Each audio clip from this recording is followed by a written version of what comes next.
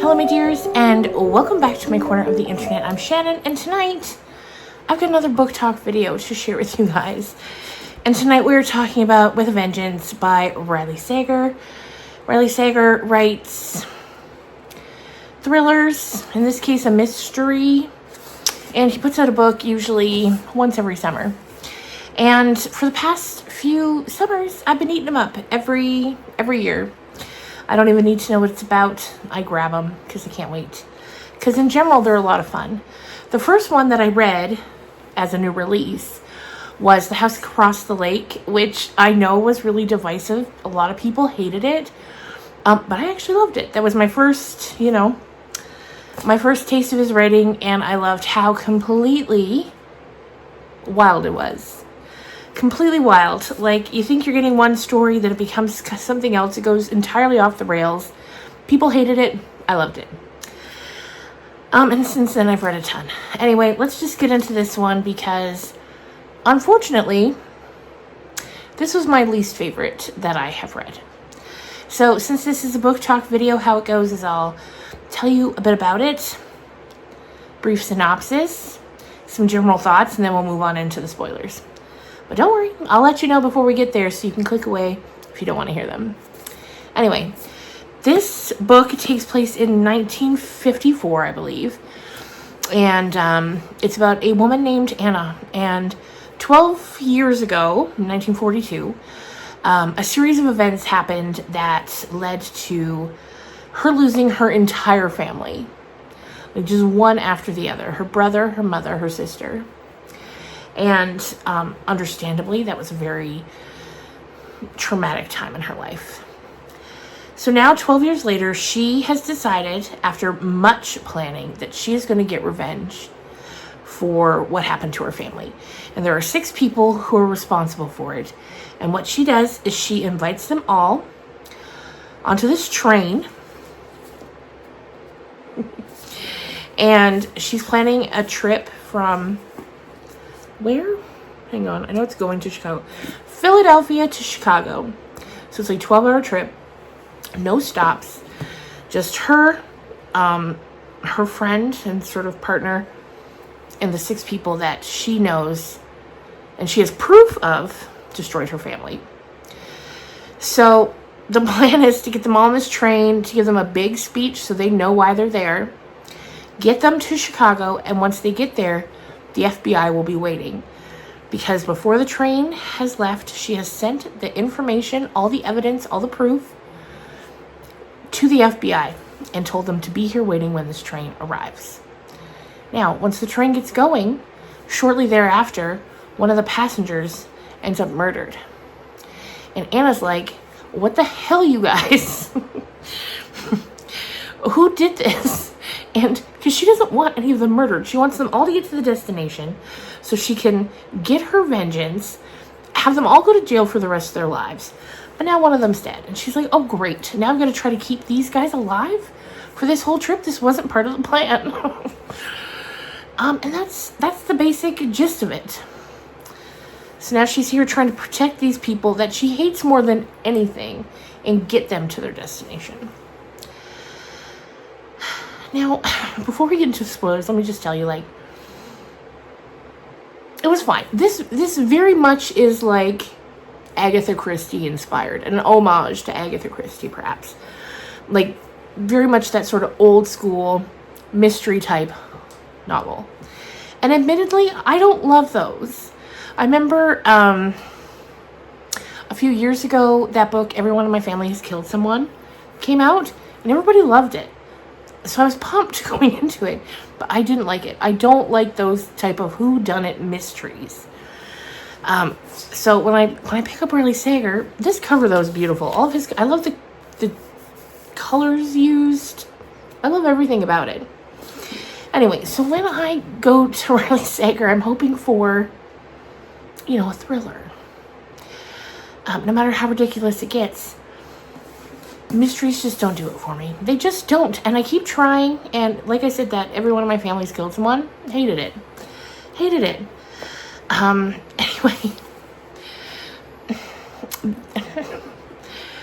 I didn't like it. I hoped to. I'm probably going to give it 2 stars. Because first of all, it's incredibly unrealistic. Which is fine in a lot of instances. I don't need a book to be realistic. I just need it to... I don't know. It was just too far-fetched in the wrong kind of ways. I like ridiculous, but not this kind of ridiculous. And... I don't know. Like, it was so slow. First of all, it's almost 400 pages. It did not need to be 400 pages. It became so incredibly repetitive. It was just like we kept being told why these people are here and what they've done and what Anna lost and how she lost it. And the first couple of times you're like, okay, but then we're in the dozenth time plus being told, I don't want to hear it anymore. So you could easily cut like 100 or 120 pages off of this and you would still have the exact same book. Now, and I'm a pretty chill, like, rater. Like, this one just wasn't for me. And I'm so bummed about it. So, we're going to get into the spoilers now. Anyway, before we do that said, if you love a mystery, like a whodunit, and you're trying to figure it out, check it out maybe. Maybe you'll love it. There will be people that love it, for sure. It just wasn't for me. And that's too bad. I'd hoped I would love it. So, now's the time to skedaddle. If you don't want to hear the spoilers. Although, I don't even know how many spoilers there's going to be. Like, because not a lot happens. Like, a lot happens, but, like, not a lot happens. It's a lot of repetition. So, anyway, beat it. Bozos. So we can get into it. Alright, now. So they're on the train. The first person shows up murdered, and his name is Judd. And it looks like he's been poisoned. Because, okay, first of all, what happened? So she invited all the people who were responsible for killing her family. And how that happened was, her father and this other guy were like train rivals. And the other guy is framing Anna's dad for having a bad train. And then the train blows up or something, killing everyone on board, including Anna's brother, Tommy. So that's the first family member dead. So then all the people that are there were all part of this deception in whatever way. Planting paperwork, testifying against him, all of this. So then Anna's dad ends up getting arrested and going to prison for negligence of this train situation. In prison, he's killed because so many people died because of his so-called negligence. He just had a target on his back from day one, murdered. So that's the second family member. Then Anna's mother loses her mind with grief and eventually kills herself. So now Anna's all alone. She gets sent to her aunt who hates her. Her aunt's like, I don't want you here, but here you are. Literally says that to her. And then smacks her across the face. And Anna starts crying. And then her aunt's like, you little...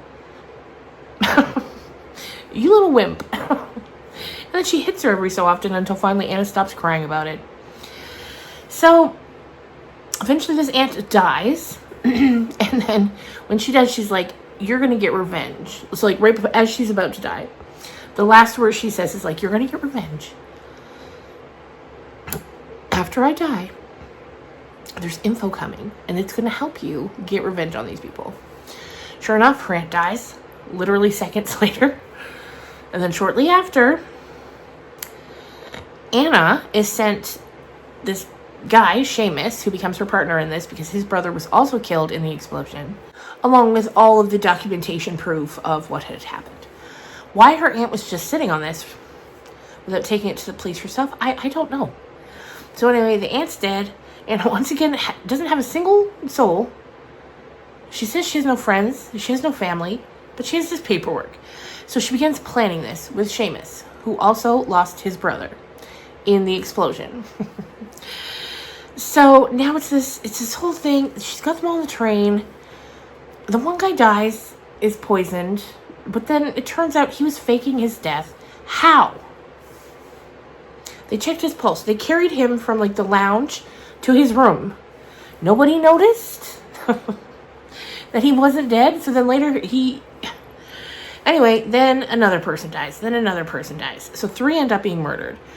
So before all 3 of these people are murdered, they find another person on board. And he ends up, at first he's like, oh, I got on the wrong train. My name is Reggie. I'm on the wrong train. Turns out he's an FBI agent. One of the ones, like, when they got all the info, they sent him to get on the train. So he does. He hides in the bathroom for a while. Finally comes out. They're like, who the hell are you? So he's like, oh, I got on the wrong train. I'm just wandering about. They bring him into the fold. So out of the 6 people that got invited, one of them, so the main big bad, I think his name was like Kenneth Wentworth or something, he doesn't show up, but instead his son Dante does. And when Anna and Dante were kids, they were in love with each other. But both of their families were like, hell no, stay away from him / her, depending on whose family was saying it. And she's like, why are you here? Where's your father? And he's like, I don't know. I saw the invitation. I saw it was in your handwriting. I knew it was you. I had to come see you. And because when their tryst ended, it ended badly. Her heart was broken. She hated him too. So she's just racking up all these people she hates. I mean, for good reason. It's like, anyway. So now he's here. So the one guy dies. 3 people end up dying. And then it like becomes this like back and forth. Just try to figure, like, till we find out who did it. So first, we think it was, don't get me, I might get it all mixed up because it's all very forgettable and it happens in such a blur. So like, I think first we think it's Judd because we realize that he wasn't dead. He faked his death. And so then we think, okay, he faked his death, got up, started killing everyone so that he wouldn't be suspect. So then, okay, move on to the next one. So then we think it's Seamus because he kind of admits it. He's like, I know you wanted to get them all to prison, but I wanted to get them all in graves. So I'm here and I'm killing them. And I know you didn't want that to happen, but it's happening. And the end. And then we get this like weird medical update for Seamus because his hands are shaking and he's like, Anna, I got this disease and I'm going to die anyway. So what do I care if I go to jail for a couple of years? But like, it's never said what this disease is. And it like kind of comes out of nowhere. And I'm like, what, Seamus? So then he admits to killing one of them. I can't even remember which one. And then he goes and jumps out a window, like an emergency door or something. He just kills himself. So they were like, okay. And then as soon as he's done it, she's like, he only admitted to killing one of them. Because she says, how did it feel to kill him? And he said, I saw an opportunity to kill one of them, so I took it. She says, how did it feel? And he said, beautiful. Such sweet release. So now after he's jumped out of the train into the frigid waters below, she's like, he said an opportunity to kill one of them. So she's like, that means there's still a murderer on the train. So then it turns out, she finds out that it's the friggin' FBI guy because his dad was killed. And you're like, what? And he's like, yeah, I don't care. I'll go to prison. I wanted revenge for my dad. And I know you wanted them to go to jail, but that's not good enough for me. So I'm like, okay. And then so then that's the ending. They get to the end of the train. Oh, they get to the end of the line. They finally get to Chicago. Then she finds out Kenneth Wentworth, the dad of Dante, the main big bad who did all this shit, he was on the train the whole time. And she's like, what the heck? How are you on here? And he's like, hey, you think anything happens to these trains that I don't know about and can't insert myself into? And he's like, oh, okay. Or she's like, oh, okay. And then he goes on and on because she had found out that he had been in love with her mother. And that's why everything sort of kicked off. And all the bad shit started happening. And then she finds out that Dante, who she had had a sexual relationship with as a teenager, is her half-brother. So no wonder their parents didn't want them together, but maybe somebody should have told them why, so they got apart sooner. Anyway, so now he's like, so you get it. And then it's like this whole thing. So they get there, the FBI's waiting, they arrest everyone, except for Dante. He's like, I didn't know my dad was on the train. And she's like, I believe you. And then they realize why their parents had been so against them dating, and they decide they're going to be friends. Anyway, there was just so much unbelievable shit in this book. And like, okay, like,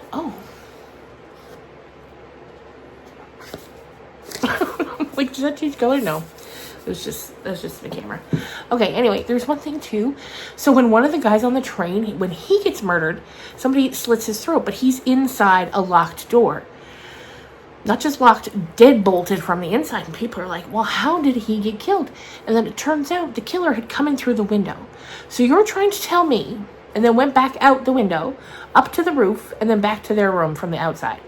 You're trying to tell me this train, as a barreling down the tracks from Philadelphia to Chicago in a monster snowstorm, this guy, who we now know was the FBI agent, Reggie, he just like, he just got out of the window, climbed up to the roof, and then went back over and found his way out?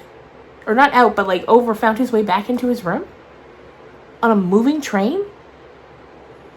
In a snowstorm? It's just all so silly. And not in the good way. Because I like when Riley Sager goes a little wild. But not like this, apparently. Really, I did not, no. So, there you go. That's my review of With a Vengeance by Riley Sager. Again, I do love this cover. Although I wish it portrayed the storm a bit more, not just a few flakes. But, I guess maybe it's the beginning of the trip before the storm gets bad. Anyway, have you read it? Did you love it? People are gonna love it. That's how books go, which I love. I love that. But this one wasn't for me. And like, I'm like, I thought about giving it a 3, but I'm like, no, this one's not a 3. It's a 2. And that's it. That's all. Let me know if you loved it. If you did, I'm happy for you. I wished I did. And if you made it this far, leave a train emoji, if there's one. If not, just some sort of automobile emoji. A plane, a car, a boat. And thank you so much for watching. I will see you again, I think on Wednesday or Thursday with the mid-year book freakout tag. Can't believe we're in the middle of the year already. And later this week, I'm going to be recording the new episode of my podcast with my best friend Krista called THC Library. And this month we're doing a new book by Kimberly Lemming called I've Been Kidnapped by Aliens and I'm Trapped in a Rom-Com or something like that. Let me know if you'd like a book talk on that. Otherwise, I'll just talk about it in the wrap-up for June. But I'm excited to read it. I think it's going to be fun and silly in the good kind of way. Anyway, thanks for watching, and I'll see you soon. Bye.